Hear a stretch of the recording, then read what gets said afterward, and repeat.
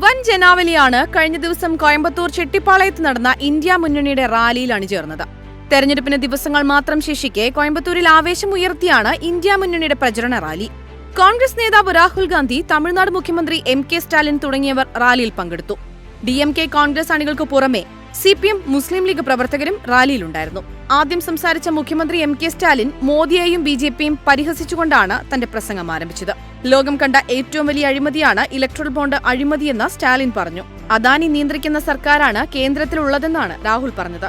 കോയമ്പത്തൂർ അടക്കമുള്ള 6 മണ്ഡലങ്ങളിലെ ഇന്ത്യ മുന്നണി സ്ഥാനാർത്ഥികളും റാലിയിൽ പങ്കെടുത്തിരുന്നു. മുൻ IPS ഉദ്യോഗസ്ഥനും പാർട്ടി സംസ്ഥാന അധ്യക്ഷനുമായ K. അണ്ണാമല എത്തിയതോടെ കോയമ്പത്തൂരിൽ ത്രികോണ മത്സരത്തിന് വേദി ഒരുങ്ങിയെന്നാണ് BJP അവകാശപ്പെടുന്നത്. BJP K. അണ്ണാമലയെ നിർത്തിയപ്പോൾ DMK Ganapathi P. രാജ്കുമാറിനാണ് സ്ഥാനാർത്ഥിത്വം നൽകിയത്. AIADMK ആകട്ടെ IT മേധാവി സിംഗൈ രാമചന്ദ്രനെ മത്സരിപ്പിക്കാനും തീരുമാനിച്ചു. എന്നാൽ ദ്രാവിഡ പാർട്ടികൾക്ക് ആധിപത്യമുള്ള തമിഴ്നാട്ടിലെ തെരഞ്ഞെടുപ്പ് മണ്ഡലത്തിൽ മുൻനിര താരമായാണ് BJP അണ്ണാമലയെ അവതരിപ്പിച്ചിരിക്കുന്നത്. തെരഞ്ഞെടുപ്പ് തീയതി പ്രഖ്യാപിച്ചതു മുതൽ പ്രധാനമന്ത്രി നരേന്ദ്രമോദിയുടെ റോഡ് ഷോ ഉൾപ്പെടെ കക്ഷി രാഷ്ട്രീയ ഭേദമന്യേ രാഷ്ട്രീയ നേതാക്കളുടെ നിരവധി ഉന്നത സന്ദർശനങ്ങളും മണ്ഡലത്തിൽ നടന്നിട്ടുണ്ട്. 7 മാസത്തോളം നീണ്ട പദയാത്രയുടെ സമാപന സമ്മേളനത്തിലാണ് കഴിഞ്ഞ ദിവസം പ്രധാനമന്ത്രി നരേന്ദ്രമോദി പങ്കെടുത്തത്. റാലികളിലെ വൻ ജനപങ്കാളിത്തം BJP ക്യാമ്പിന് പുതിയ ഊർജ്ജമാണ് നൽകിയിരിക്കുന്നത്.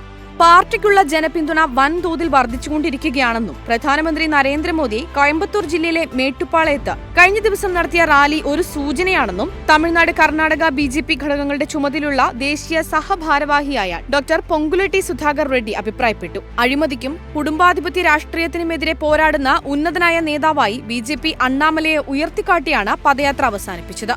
പല പൊതുപ്രശ്നങ്ങളിലും ഭരണകക്ഷിയോടുള്ള അദ്ദേഹത്തിന്റെ രൂക്ഷമായ വിമർശനം, ഉറച്ചതും ആക്രമണാത്മകവുമായ സ്വഭാവം, ജനങ്ങളോടുള്ള സൗഹാർദ്ദപരമായ സമീപനം എന്നിവ അദ്ദേഹത്തെ കൂടുതൽ ആളുകൾക്ക് പ്രിയങ്കരനാക്കിയതായും തമിഴ്നാട്ടിലെ രാഷ്ട്രീയ നിരീക്ഷകർ കരുതുന്നുണ്ട്. സാമ്പത്തിക പ്രശ്നങ്ങൾ, CAA, നീറ്റ് തുടങ്ങിയ പ്രശ്നങ്ങൾ ഈ തെരഞ്ഞെടുപ്പിൽ നിർണായക പങ്ക് വഹിക്കുമെന്നാണ് ഓരോ വോട്ടർമാരും കരുതുന്നത്.